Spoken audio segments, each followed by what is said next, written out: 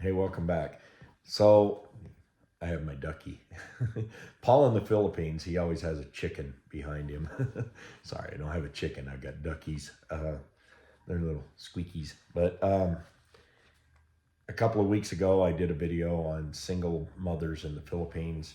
And I was quite surprised when I was going through the statistics because I'd always seen single mothers in the US and I never really looked at the numbers. I just see a lot of single mothers in the Philippines.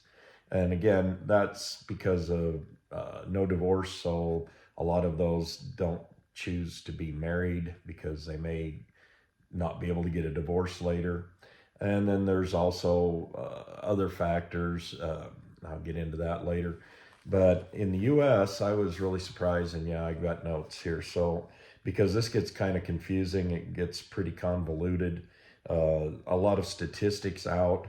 But basically, the Pew Research said that 23% of US children are part of single parent families, and 40% of US live births are to single moms. Now, I was quite surprised about that figure. And another figure that came out 90% of those children in that 40 percentile are to welfare recipients. Now, I don't want to disparage anyone that's on welfare, but I was quite surprised. There's a lot of reasons why such a high number of welfare recipients. Mainly, the more mouths they have to feed, the more welfare they can get. Now, this all started back in the 60s. I'll get into that again, how the statistics have changed since the 60s to current, and it's pretty alarming. Um, Believe me, the Philippines doesn't have anything on this. Again, I'm gonna look at my notes because in 2000 they did a study, and 11% of children are born to parents that were never married. Okay, now that is pretty closely aligned with the Philippines. In the Philippines, you've got 11.9% of the children live with parents that a single parent that have never been married. So pretty close. But when you go above this 11%, one of the biggest factors are 15.6% of these children are living with a single parent that are divorced. Again, no divorce in the Philippines. Divorce is rampant in the U.S. I don't have the statistics on that. That's not germane to what I was talking about here, but there's an alarming rate. Someone once said 60% of all marriages fail in divorce. That could be probably why I'm getting married in the Philippines. There is no divorce. We have to stick it out. Now, we have a dedication to stick it out anyway, so that's not a big problem. But then so many other marriages start out that way. So there's been a substantial increase um, in this statistic. Back in the 60s, 9% of children were with single parents. In 2012, 28% uh, were born to divorced or non-married parents, mothers. So again, Pew Research is where I got a lot of these statistics from. And I'm going to take a quick break and I'll be right back. And I just wanted to go over my notes again. So 2019 Pew Research shows that the U.S. has the highest rate of children living in single parent households. Again, like I said, 23% of all children are living in single parent households versus 11.9 in the Philippines. Uh, and those numbers kind of get skewed too because when we start talking about the Philippines, they've got a 94 million population, and it says that 14 million are solo and single parents uh, and that would tell me that statistically the numbers are a little higher. Where in the U.S. we've got what 360 million approximately, and 15 million are single parents. It doesn't make sense, but again, like I said, the numbers are really hard to pin down. In the U.S., I can pretty much go with those numbers, but in the Philippines, it's pretty tough because getting accurate statistics is difficult due to many of the children and the parents living in the provinces, and they may not be counted all the time. Then you've got others that are the mothers are living abroad or working abroad. There's a big percentage of Filipinos that work abroad. They can make more money, send that home to their families, and a lot of families are watching children of single parents. So the numbers are really hard to pin down, but these are, black and white numbers. I don't know how far off they are. I'm not there. But in the U.S., we have welfare programs. We have other state-funded programs. We've got free health care programs for single mothers. It's not so much in the Philippines. They do have the Department of Social Welfare and Development. Now, I had to read that because some of their departments are kind of lengthy. Um, so the Department of Social Welfare and Development has a sustainable livelihood program, and that offers health care and food assistance and things to some of the single mothers that are living in the, I would say, a little bit more affluent provinces and in the cities. Back out in the provinces, there's such a low tax base that it's really hard to generate some of these funds. The Philippine government is supposed to be helping out, but again, there are a lot that go through the cracks. So there's a lot of parents and children that are living in abject poverty. And it's a shame because I really wish there were better social programs available to all of these people. Again, I'm going to be living there 6 months, maybe sooner. That's something I'll get to in a minute. So these are pretty much the statistics I have. But there's also another program that was adopted by the Philippine Congress, and I'll get into that in just a second.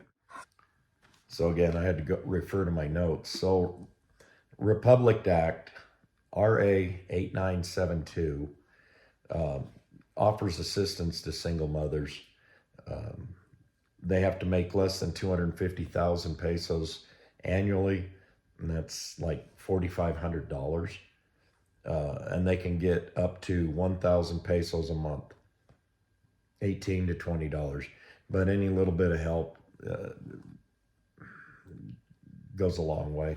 You remember a lot of these people, they make very low wages, usually about $5 a day. So, if you get 18 to $20, okay, so that could be close to a week's wage. Any little bit helps. I'm pretty sure that the Republic Act, RA 8972, could have gone farther, but it hasn't. Now, keep in mind, too, a lot of these single mothers in the Philippines, they are separated. Remember, there's no divorce in the Philippines, so a couple may get married and years down the road, they decide to split up. Okay, it is what it is. Since there's no divorce, and an annulment costs a lot of money. I mean, even on U.S. standards, that would be a lot of money to go through an annulment. So some of these single mothers are separated from their husbands, and then they've gone on and started other lives. not married, because you can't be married twice. And trust me, the Philippine government checks really close about who's married and who's not. In the case of my marriage, okay, my fiance had to get a CENIMAR, a certificate of no marriage. Some of these things just really long, and the PSA, the Philippine Statistics, yeah. Anyway, the statistics office, they go back and they check and see if her name has ever come up on any marriage license. So that was granted to her. I have to get a legal capacity to marry. I got a letter from my local government here, my county government, and it was notarized and everything. I will be taking that to the U.S. Embassy in Manila. Fortunately, Christine was able to get the first appointment of the year. Yes. We were really stressed about that. I will take that letter in. We'll fill out another form. The Philippine Embassy, the U.S. government, basically will notarize that, and then I can apply for my marriage license. I also have to have my birth certificate. I have to have my late wife's death certificate. Now, if you're divorced, you need your divorce papers, which I have been divorced before. My local government here asked for a copy of my divorce papers because my ex-wife, who was before my late wife, my ex-wife and I got married in this county. So they had a record of the marriage, but they never had a record of the divorce, even though I had a death certificate from being married 13 years with my late wife.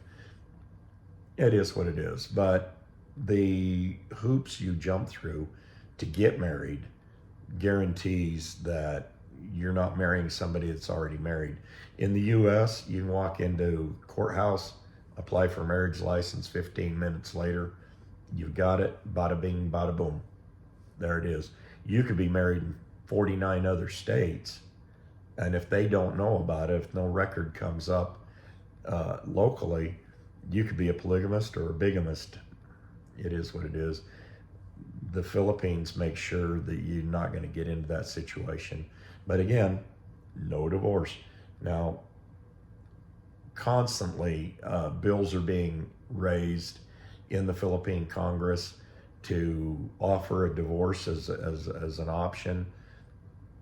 Each time it gets shot down for one reason or another.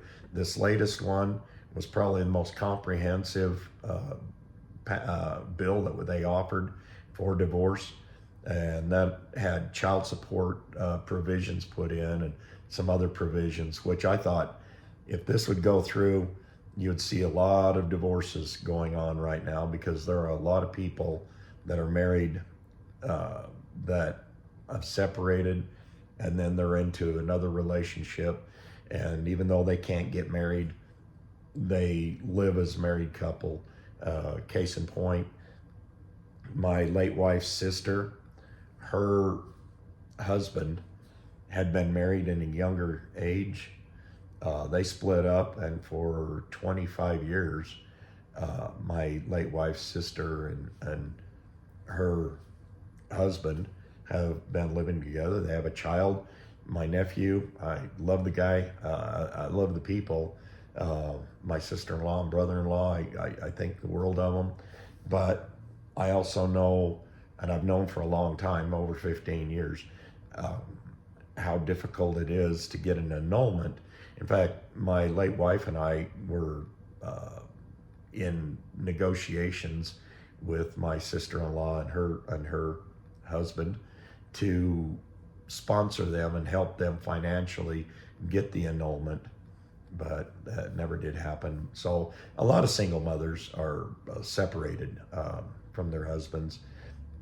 A lot are married without ever having a husband, because of the fear that if they were to get married to the father of the child or children, they could never get divorced. So they just choose not to even get married. Things fall apart, then there it is. But a lot of unmarried couples live in the Philippines, and they're happy. They have been together for many years as a married couple without the marriage license. And again, it's pretty tough to get a marriage, but it looks like ours is going to go through, and we're just going to keep praying that we can get all the paperwork in. It takes like 10 days for it to roll through the system slowly. Hopefully we have an advocate that can fast walk this through. Our target date is January 14th. If I have the appointment at the embassy on the 2nd, and we can get all that in on the afternoon of the 2nd, and I got the first appointment of the year, but the embassy only works from 12:45 to 2 p.m. In their notarial services. So I got the very first appointment of the year, 12:45, on January 2nd. Good job, Christine. Love you for that. So we're hoping to get all that in by the 2nd. See if our advocate can get this through Quezon City, their whole process there. I mean, it's got to go through several different departments. We also need to have a counseling session, but our advocate, he is authorized to do that. We may do that online, hopefully in the next couple of weeks, because in 20 days from today, today's December 8th, 20 days from today, I get on the airplane. I'm flying west. I'll land in Manila on the 30th. There we go. We have plans for the 31st, and again, there's no government offices open on the 31st or the 1st, but we will be sitting in Manila. I will be at the embassy at 11:45, an hour before the appointment. I don't want to miss this. This is pretty important to get married to my wife, my fiance, excuse me. I think of her as my wife because we have that kind of connection. But anyway, one last thing. I apologize for last week. I don't know. I drive a truck for a living, and sometimes my company really wants me. So they call me up and say, we need you right now. So sometimes I have to drop my plans. And for the next couple of weeks, I may not be getting out a Friday video. I don't know. I had a long talk with my manager today. This is Friday. I'm going to be going to work today. I work normally Friday through Tuesday, but for the next couple of weeks, things are pretty much up in the air. And if it gets to be too much, I can retire any day. And I may do that. If I do that early, then I may extend my stay in the Philippines in January, an extra 30 days just to apply for an extension on my visa. I don't know yet. There's a lot of things up in the air. That's what makes it fun, right? Always planning, always replanning. You know, a plan is only good until you meet the enemy. The enemy is the bureaucracy and everything that goes on in life. So I hope you all are doing really well. Christmas time is coming up, and I hope you're having a good Christmas season. In the Philippines, that starts in September, so I'll have to get used to that. Normally here in the U.S., we start after the third week and the fourth week in November. So basically, all of December up until Christmas is our Christmas season. Yeah, but I will see you all as soon as I can see you. I can't promise my videos will be out on time. And when I get over there I'm just going to say January, even though I'll be there on the 30th of December. There will be a lot of vlogs coming out. They may be short vlogs. They may be a compilation of different scenes. There'll be a lot of things happening. And I'll tell you what, I'm going to be busy. I'm going to be seeing a lot of new things. And I want you all to see them through my eyes. Even my fiance, I told her, I says, you'll probably see things that you see every day, but you don't pay attention to. But I'll see those, and I'll try and vlog that. That's what this whole channel's about, right? Okay, I love y'all, and I'll catch you when I can catch you. Hit that like button, please. I could really use that. Subscriptions, share. What's it going to hurt? You know, it doesn't cost anything to subscribe. Thanks, guys. Love y'all.